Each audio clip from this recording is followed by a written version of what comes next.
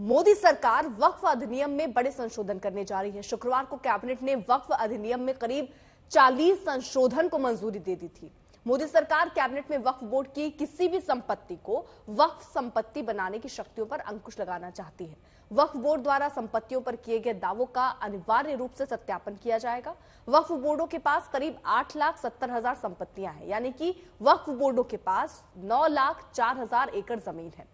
2013 में कांग्रेस नेतृत्व वाली यूपीए सरकार ने बेसिक वक्फ एक्ट में संशोधन लाकर वक्फ बोर्डों को और अधिकार दिए थे।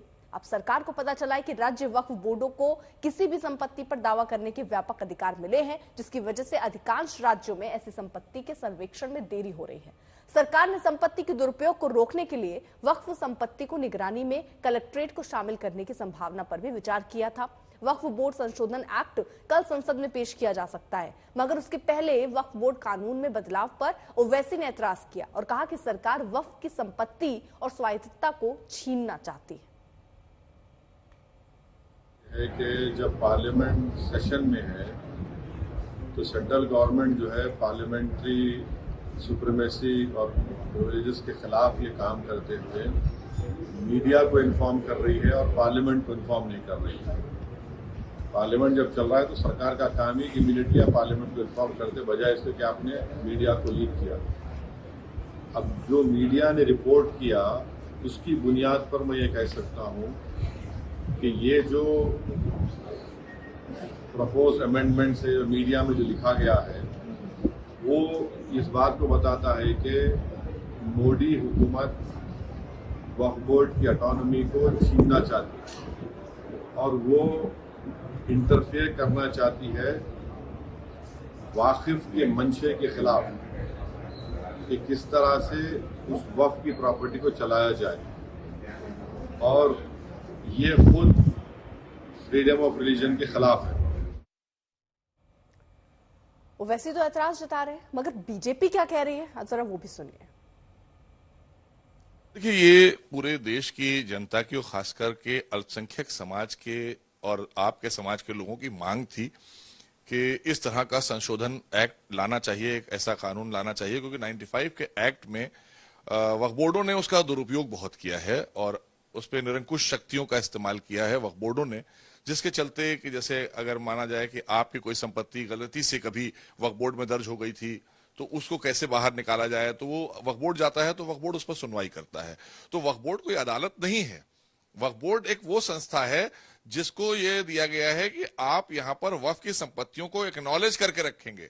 निर्णय लेने का काम जो है वो हमारे अधिकारियों का होता है, जो सीईओ होता है, और उसके ऊपर हमारे अपर सर्वे आयुक्त होते हैं, जो डिस्ट्रिक्ट मजिस्ट्रेट होते हैं हमारे हर जनपद में, वो होते हैं। तो इसीलिए ये जो संशोधन लाया जा रहा है, इसलिए लाया जा रहा है कि ताकि अब कोई भी शिकायत अगर शिकायतकर्ता करता है तो वो पहले वक्फ बोर्ड नहीं सुनेगा, वो शासन में आएंगी और शासन अपने अधिकारियों को भेजेंगे और अपने अधिकारी जब हमारे उसको रिपोर्ट लाकर देंगे उसको निर्देशित किया जाएगा वक्फ बोर्डों को कि अब आप इस पर ये कार्रवाई करिए।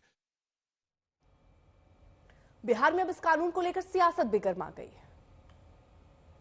कहीं पर निगाह है, कहीं पर निशाना, किसी धर्म विशेष को टारगेट करना, विवादित मुद्दों पर बहस करना, असली मुद्दे पर चर्चा न हो, इसके लिए सरकार इस तरह का काम करती है। अब जो केंद्र में बीजेपी के सहयोगी दल है, जिनके दम पर सरकार है, जेडीयू हो या चंद्रबाबू नायडू जी की पार्टी हो, उनको बताना चाहिए कि आखिर ये क्या हो रहा है। वक्फ की संपत्ति जो दान में दी गई संपत्ति है अथवा जो इबादत के लिए जो संपत्ति दी गई है वह वक्फ की संपत्ति कहलाती है। तो बिहार मॉडल स्टेट है। हमारी उम्मीद है कि केंद्र सरकार के प्रस्तावित विधेयक में बिहार सरकार द्वारा किए गए कार्य जो नजीर के रूप में है उसका भी जरूर अवलोकन करेगी। मुस्लिम धर्मगुरु भी सरकार के इस फैसले पर ऐतराज जता रहे हैं और वो कह रहे हैं कि सरकार का ये फैसला गलत है।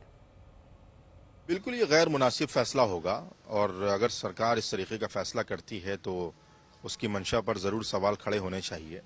इसलिए कि जो वक्फ की प्रॉपर्टी है वो हमारे बुजुर्गों ने अपनी प्राइवेट प्रॉपर्टी को वक्फ किया है और इसलिए वक्फ किया है कि वो फी सबीलिल्लाह और मुसलमानों की फलाह बहबूद के लिए, उनके अपलिफ्टमेंट के लिए इस्तेमाल की जाए। मुल्क आज़ाद हुआ, मुल्क के आज़ाद होने के बाद वक्फ बोर्ड मौजूद, वक्फ एक्ट मौजूद हुआ। वक्फ एक्ट ऑलरेडी हमारे पास है, वक्फ बोर्ड है, और वक्फ बोर्ड का गठन इसीलिए हुआ है ताकि जो वक्फ प्रॉपर्टी है उसका नज़्म व नस्क और उसका इंतज़ाम सही से चलाया जा सके। इसीलिए आप देखेंगे कि वक्फ प्रॉपर्टी में ज़्यादातर मस्जिदें हैं, कब्रिस्तान हैं, दरगाहें हैं, और उन तमाम चीज़ों को वक्फ बोर्ड के अधीन रखा गया है और वक्फ बोर्ड इसके इंतज़ाम देखता है। सरकार को तो ये चाहिए कि वक्फ बोर्ड के हाथों को मजबूत करे, वक्फ की प्रॉपर्टी पर जहां कब्जा है सरकारी तौर पर और गैर सरकारी तौर पर, उन वक्फ के कब्जों को खाली कराने का काम करे। वक्फ बोर्ड एक्ट में संशोधन को लेकर सियासी तूफान मचा हुआ है, मगर इस पर इतिहासकार क्या सोचते हैं, सुनिए इरफान हबीब को। नहीं, पहली बात तो ये मालूम नहीं है कि किस तरह के बदलाव आने वाले हैं, कि वो तो भी क्लियर नहीं है।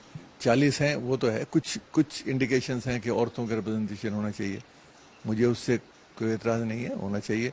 लेकिन औरतों के रिप्रेजेंटेशन के नाम पर या जो धांधली वक्फ बोर्ड में होती है उसका मिसयूज लोग करते, उसमें कोई शक नहीं है, होता है।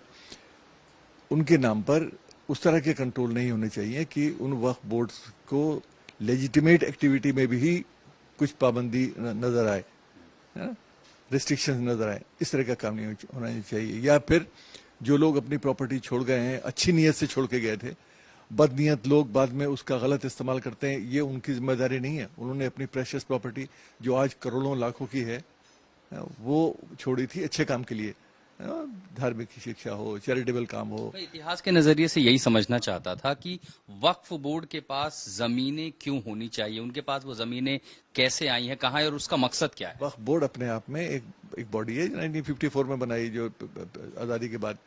उसमें जो वो प्रॉपर्टी जो लोग धर्म के नाम पर छोड़ गए थे उसको ऑर्गेनाइज करने के लिए एक बोर्ड बनाया गया। बोर्ड की नीयत भी ठीक थी बनाने की कि भाई एक रेगुलेटरी बॉडी होनी चाहिए, लेकिन उसमें बड़ी तादाद में बेईमान लोग आ गए। तो 5 अगस्त की तारीख मोदी सरकार के लिए बेहद खास है, क्योंकि 5 अगस्त 2019 को मोदी सरकार धारा 370 को हटाने वाला बिल लाई थी। 5 अगस्त 2020 को ही राम मंदिर का भूमि पूजन हुआ था। अब 5 अगस्त को सरकार वक्फ बोर्ड में संशोधन वाला बिल ला सकती है।